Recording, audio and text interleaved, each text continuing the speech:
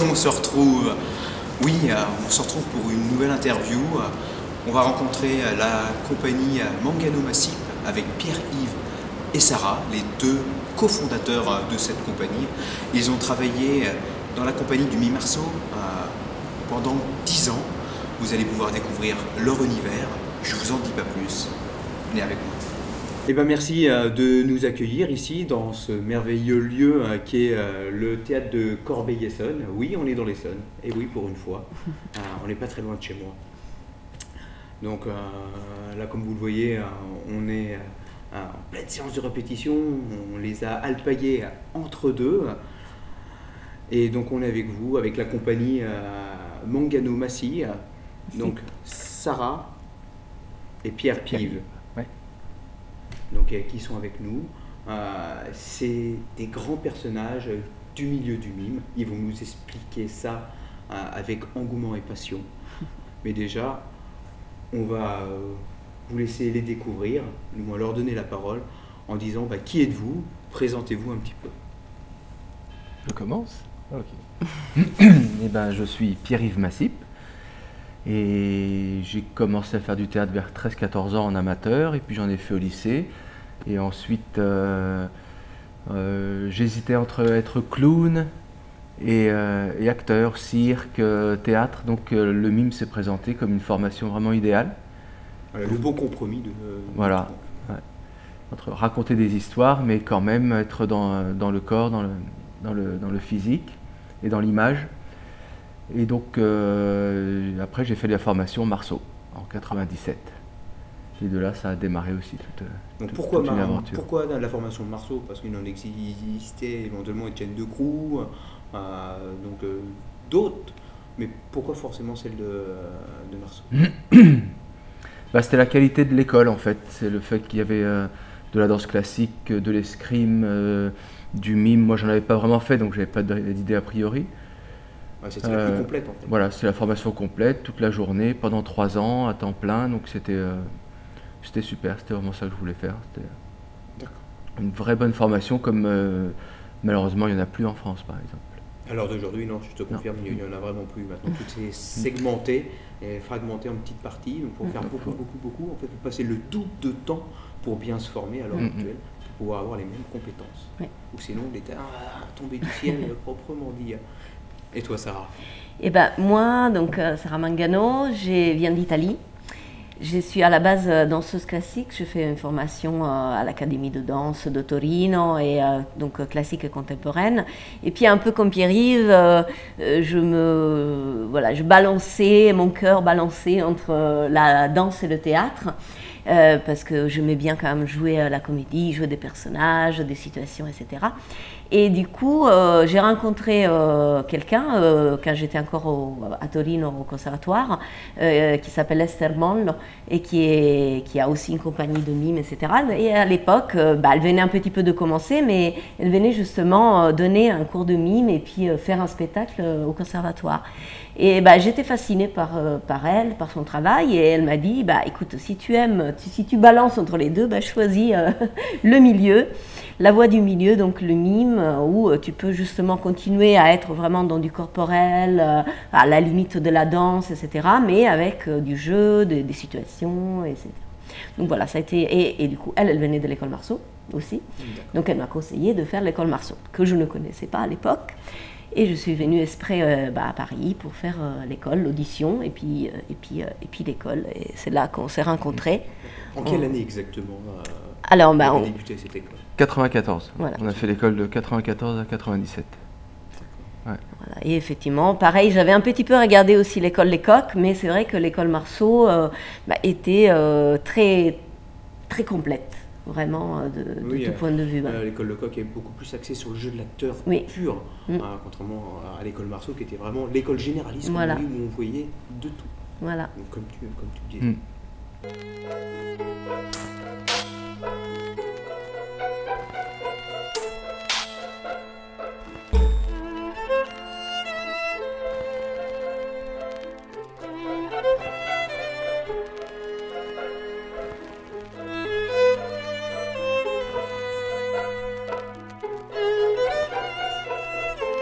Donc tout de suite sorti de l'école, nous avons été, M. Marceau nous a demandé de faire partie de sa compagnie, parce qu'il voulait créer une toute nouvelle création qui s'appelait le Chapeau Melon.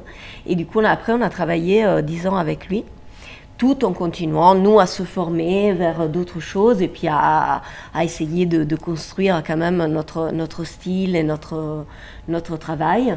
Et voilà, donc, et après, ensuite, il y a 6 ans, on a vraiment constitué notre compagnie à nous deux, la compagnie Mangano Massip. Vous avez fondé votre propre compagnie qui s'appelle Mangano Massip, compagnie Mangano Massip. Il y a peut-être un site internet? Oui, www.compagniemanganomassip.com. Voilà, vous pouvez aussi les découvrir et découvrir tout leur univers, proprement dire. Donc avec cette compagnie, qu'est-ce que vous faites? Qu'est-ce que vous avez fait? Parce que là maintenant on veut vous connaître, une fois que vous êtes présenté, maintenant on veut vous connaître. Voilà. Est-ce que vous avez été, avant de monter cette compagnie, joué un peu tout seul dans différents milieux, peut-être un peu dans l'événementiel, un peu plutôt plus dans l'univers théâtral, dans le tourner dans les théâtres, ou avec cette compagnie vous êtes mis tout de suite à fonder, à faire que de la création pour le théâtre? En fait, tout en tournant avec Marceau, on a continué nous à faire de la recherche, à se former et à faire des créations. Donc Sarah et moi, ça fait plus de 20 ans qu'ensemble on crée des spectacles, des petites formes, des moyennes formes, des plus longues, des spectacles de commande. Après, on a travaillé longtemps aussi avec une compagnie qui s'appelle Acta Fabula. Et là, on était plutôt du côté événementiel. Donc avec cette compagnie qui avait beaucoup de moyens, beaucoup de costumes, et on était assez nombreux avec plein de compétences différentes, là aussi de l'escrime, des maquilleurs, des danseurs, des mimes. On a beaucoup créé, on était un peu co-directeur artistique. Et donc on a beaucoup créé aussi de ce côté-là. Et c'est un peu plus tard qu'on a voulu revenir tous les deux à notre projet à nous, et donc rassembler un peu nos forces, notre créativité pour faire notre compagnie. Et du coup on a 5 spectacles à peu près qui existent et qui tournent, et on continue d'être créateurs. Alors dans votre création, quelle est votre inspiration? D'où elle vient? Elle vient des aspects qui vous entourent ou de votre imaginaire intérieur? Un peu les deux, et c'est vrai que souvent on se rend compte que c'est des inspirations au fond très anciennes. Par exemple, justement, le banc et le réverbère sur lequel nous sommes assis, c'est le spectacle Les Aimants, qui est la création 2015, et que nous allons là tourner un petit peu autour du monde.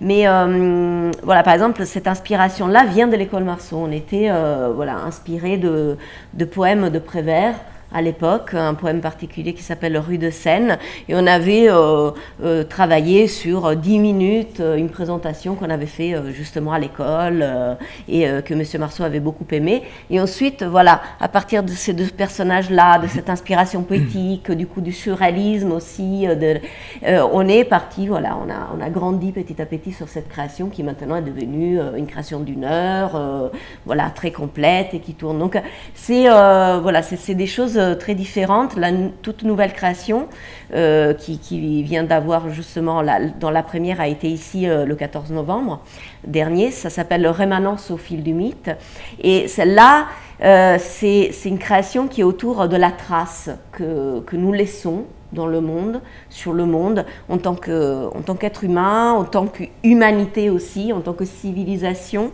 mais aussi en tant que vraiment personne particulière. Et ça, pareil, c'est qu'on parle de la mort, par exemple, dans cette création. Et je me suis rendu compte que mon 10 minutes de diplôme, c'est-à-dire ma création que je devais faire pour le diplôme à l'école Marceau, parlait de ça, déjà, à l'époque. Et après, j'ai complètement oublié. Et puis, ça revient dans cette création. C'est vraiment des choses qui nous appartiennent, qui sont à l'intérieur de nous et qui partent peut-être des choses d'actualité ou des moments de notre vie réapparaissent comme ça, mais qui, au fond, viennent de très loin. Et ça ne serait pas parce que vous êtes à peu près à l'âge de raison, comme on dit, parce qu'on a toujours un âge où ce qu'on a fait avant revient, ce qu'on appelle l'âge de raison. Peut-être vous y êtes arrivé. Peut-être. C'est très possible. En tout cas, on sent que notre travail commence à venir à maturité, on va dire. Voilà. Oui, parce que, bon, on vient du mime, on a fait du mime, beaucoup de mimes. On a complété, et depuis toujours, avec la scénographie, avec la marionnette, avec le jeu de masques, la scénographie en général. Et nos spectacles sont de moins en moins du mime, de plus en plus des spectacles complets. Donc, mais on peut les faire que parce qu'on a cette racine, on a quand même ce langage particulier.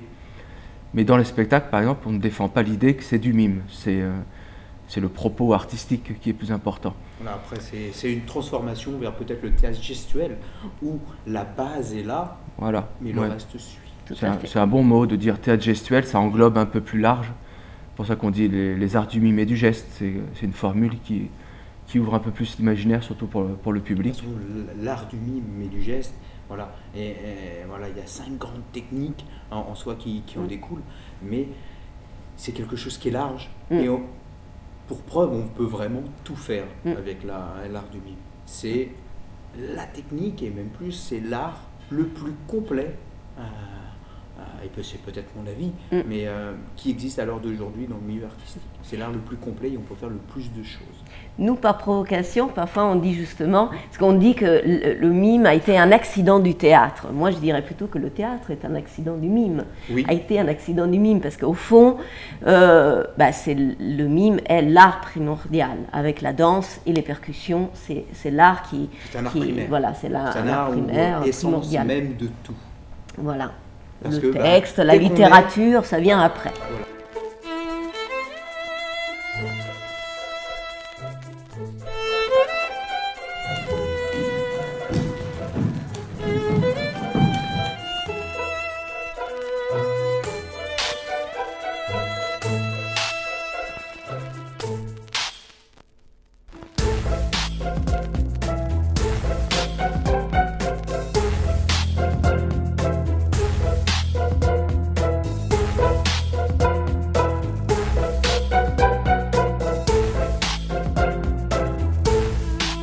Tu parlais donc tout à l'heure de ta formation que tu as eue à l'école Marceau, donc on va en parler un petit peu, savoir comment il faut passer ces diplômes.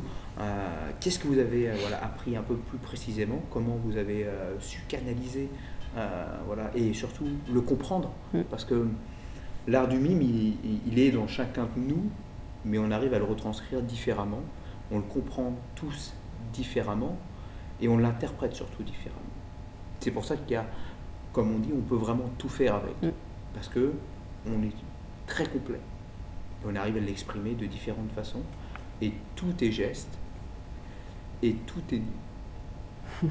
Donc là, je vais vous laisser la parole pour nous expliquer un peu comment était cette école, comment vous l'avez vécu, si c'était une période de rigolade, ou non, c'était une rigueur dure, et que ça rigolait pas, et c'était intransigeant, et on n'avait pas le choix, c'était comme ça. Dites-nous un peu tout. Oh un peu les deux quand même. Oui, c'est ça. Comme je disais, c'était une école déjà à plein temps. Donc, pour les jeunes gens qu'on était, moi j'avais 19 ans, c'était cette rigueur, cette constance de travail plutôt qui était vraiment importante et qui pour moi a fait la différence. Et du coup, en 3 ans, les corps vraiment se métamorphosaient. Donc, le mime, faut l'appréhender aussi comme quelque chose de... C'est une technique très exigeante, faut être patient, faut l'intégrer. Donc, il y avait les cours avec Marcel Marceau, avec ses assistants. Après, il y avait aussi les cours avec Corinne Soum et Ivan Bacciocchi. On a eu donc vraiment sur la technique Étienne Decroux.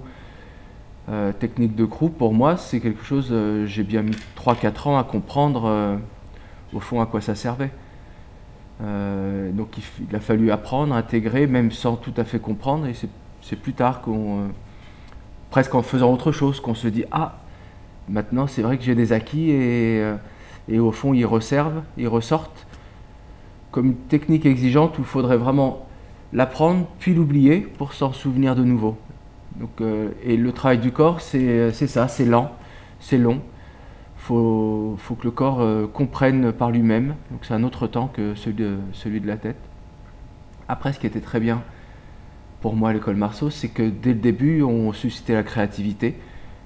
Même s'il y a des figures de répertoire, des choses techniques, des études qui existent, après il n'y a pas de répertoire vraiment artistique de mime, donc il faut créer dès le départ. Et c'était ça qui m'intéressait, c'est pour ça que je voulais faire une école, c'était pour faire mon théâtre, c'était pas pour faire le théâtre de quelqu'un d'autre. Donc même si après j'ai travaillé avec d'autres metteurs en scène ou avec Marceau, ce qui m'intéressait c'était ma créativité. Avant tout. Avant tout, et après notre créativité. Le fait de se rencontrer aussi ensemble, on a trouvé une créativité nouvelle. Et voilà. Oui, puis ça a été 3 ans aussi de rencontres. Il y a des gens avec qui on continue de travailler, voilà, qu'on a rencontrés à l'école à ce moment-là, ou alors qui sont restés très proches artistiquement et humainement. Ça a été une période très, voilà, très belle, très forte, bien sûr très rigoureuse, très fatigante, etc. Mais bon, on était jeunes, alors ça va. Et puis, voilà, on pouvait vraiment se donner beaucoup. Et on